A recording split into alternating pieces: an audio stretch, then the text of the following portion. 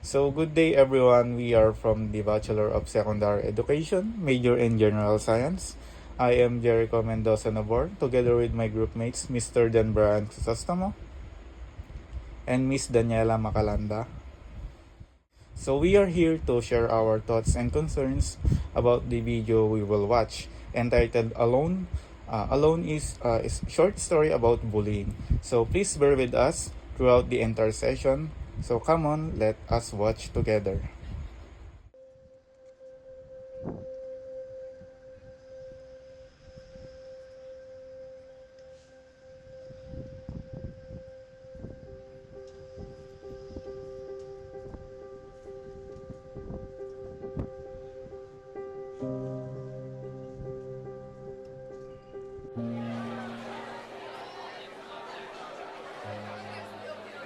What did I tell you about coming back here? Did you hear me, nerd? Just leave me alone.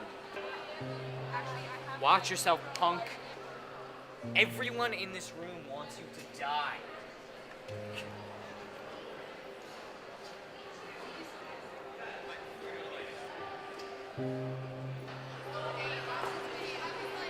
Oh, look at this one. Look.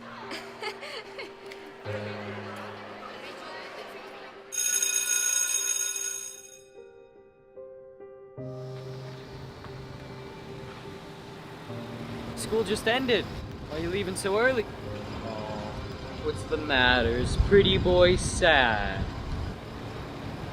Why don't you just go home? Never come back. The school is for people who actually have a brain. We don't need you. You just wasted space.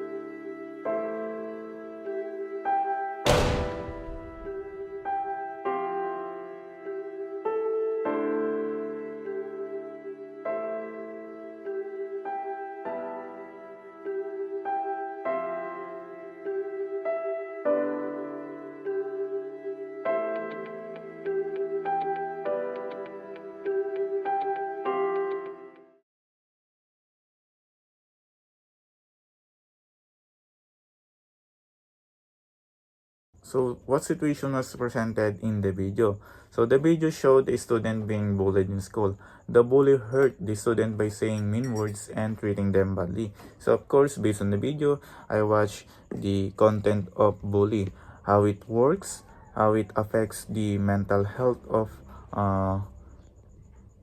the bullied. So, of course, the bullying the bullied by hurting them by saying mean words and treating them badly.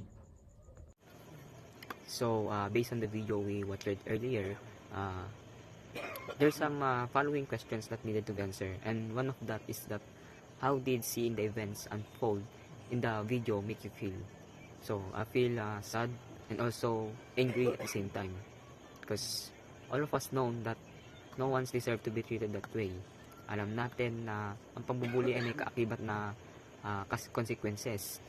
Dahil di natin alam ang mga mararamdaman ng mga binubuli natin. So, lahat naman tayo siguro naka-experience ng pambubuli, and also naranasan ko din yun, and based on my experience, in my experience, I feel sad and lonely because siyempre binubuli ka and feel mo wala kang kakampi. So as I watched the video earlier, ganun din na feel ko. Kumbaga pinupunta ko yung sarili ko sa shoes niya, kumbaga ganun. Kumbaga pinupunta ko yung sarili ko sa sitwasyon niya, and kung ako ba yung nandun, ano ba yung mararamdaman ko. So I feel also naawa ko kasi meron siya either his or her classmates, hindi siya kinampihan. So lahat ng surroundings niya hindi siya kinampihan. So that I feel sad and angry kasi dahil kailangan ng lalo na ng mga nabubuli, kailangan nila ng kaibigan para pagsabihan ng mga na-experience nila ganon or pagsumbungan. It's also sa parents nila. Yun lang. So, based on the video that we've watched earlier, there's a question wherein it says here that who are the different characters in the video. So, alam po natin lahat na sa totoong buhay or sa kwento or sa isang sabihin na lang natin fairy tale, meron pong iba't ibang klase ng characteristic or sasabihin natin na iba't ibang role ng isang tao sa ating buhay or gano'n din po kung paano tayo mamuhay.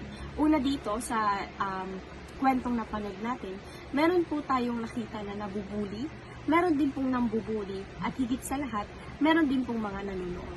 Kung saan tatlo po sila, the bullied, tapos yung mga nanonood at saka yung nambubuli.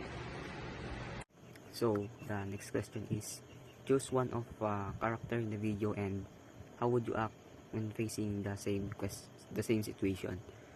If I were the student watching the bully, I would stop the bully and tell the teacher or someone in charge. Siyempre, katulad ng sinabi ko kanina na sa nararamdaman ko, kapag nakakita ka ng nabubuli, makakaramdam ka ng lungkot, galit at awa. Kumbaga, tas yun yung mag-uudyok sa'yo. Yun yung mag-uudyok para mag-uudyok, mag-push sa'yo na pigilan yun ang bubuli. Kasi, yun nga, dahil sa nararamdaman natin. And also, if I were capable na bigyan ng lesson yung mga nambubuli man, if capable, it's okay lang, but it's better na idaan na lang sa usapan. Ganun. Kasi, diba, sa mga movies na napapanood natin, like action movie, ganyan, kahit rom-com na may konektado sa pambubullying, makikita natin na meron, mapapanood natin na merong mangyayaring suntukan, ganun, bugbugan, kumbaga revenge, babawian yung nabully. But it's better kung talaga if usapan na lang, papakiusapan. But if kung inulit man ulit, then try na bigyan ng warning or pakiusapan ulit as long as kaya natin, as long as mahaba yung pasensya natin. So yun, if I were the student, I would immediately stop the bullying and tell the teacher or someone in charge. Yun lang. So, the next question that we will tackle is about the type of language and what language that they use. The answer is, the language was mostly informal. Bakit? Kasi, based sa video na napanood po natin, more on pambubuli, pangutya, at hindi magagandang mga salita ang mga lumalabas doon sa taong nambubuli. Na kung saan, hindi po siya nagkakaroon ng formal na pag-uusapan or maganda or kaayusan na pag-uusap. So, is the language used appropriately? Why do you say that? So, yes, it was inappropriate because it showed how students normally talk in real life, especially in schools. So, also, it is inappropriate. Why it is inappropriate? So, it is inappropriate in the scene of bullying. So, of course, the bully saying mean words.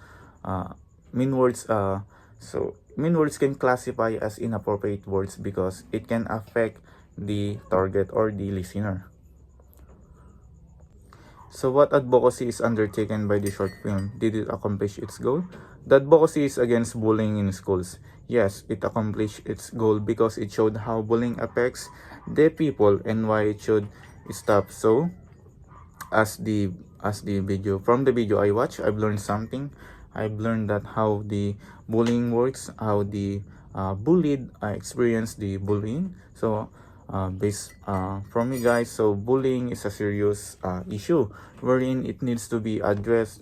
It needs to take away as soon as possible because bullying can lead to worst like a serious mental health damage or even death, like killing themselves by suicide. So I stand with the victims of the bullying. So we should stop bullying no matter what, no matter place.